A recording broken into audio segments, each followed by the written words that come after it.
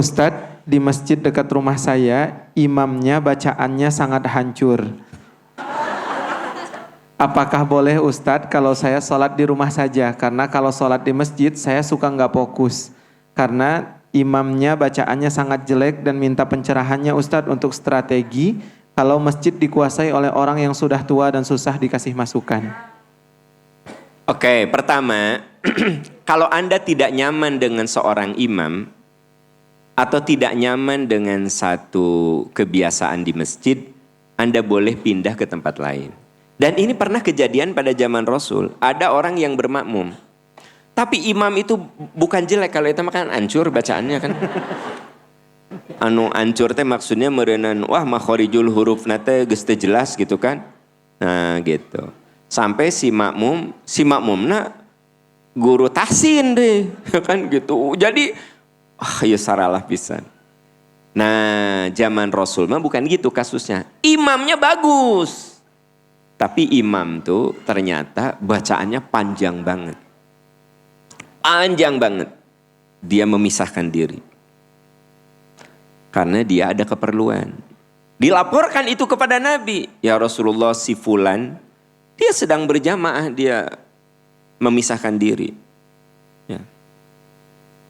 Kata Nabi, mana si fulan itu? Lalu ditanya kenapa?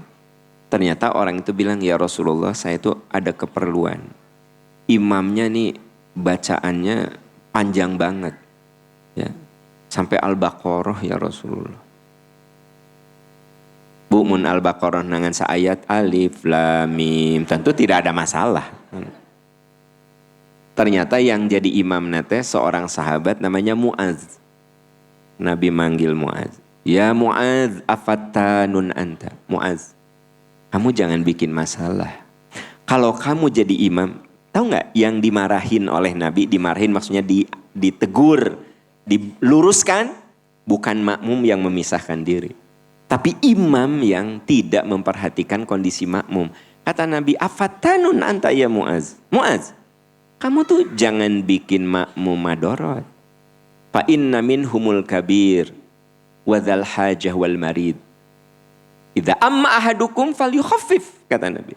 Mu'adz, kamu enggak tahu kalau makmum itu ada yang udah sepuh, ada yang boleh jadi sakit, ada yang boleh jadi punya keperluan. Idza amma ahadukum, kalau salah seorang di antara kamu jadi imam, falyukhaffif, ringankan makmum. Berarti yang ditegur oleh Rasul bukan makmumnya, tapi jadi orang itu memisahkan diri tidak dimarahi oleh Nabi. Yang dimarahi oleh Nabi imam. Nah, kalau ayanu imam bacaannya hancur sampai makmum itu mundur, sekiranya ada Nabi yang akan ditegur teh imam, kenapa butut maneh maca Quran? Jadi yang akan ditegur oleh Nabi tentu ya tahu diri maneh teh. Bacaan juga gitu balelol. Kan gitu. Lihat makmum tuh mereka pada mengundurkan diri.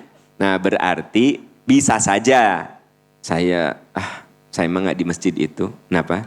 Di masjid sana we. Pokoknya di masjid peradaban percikan iman bayar ada jauh oge. Kan ari di percikan iman mah bacaan Qur'anna udah terujinya enakeun. Nah, jadi saya teh nggak sholat di depan rumah saya. Di mana gitu. Karena nggak nyaman. Boleh. Ada juga ada orang yang ini, Pak Am, saya nggak sholat dekat rumah saya. Saya di tempat lain. Kenapa? Harudang Pak Am. Jadi si masjidnya teh ngelekeb. Tahu? Jadi masjidnya itu sirkulasi udaranya jelek. Jadi dia cari masjid nyaman. Boleh? Boleh. Nggak masalah. Gitu loh. Jadi kembali ke pertanyaan tadi, bahwa dia boleh tidak sholat dekat masjidnya, dekat rumahnya, karena merasa imamnya tidak nyaman.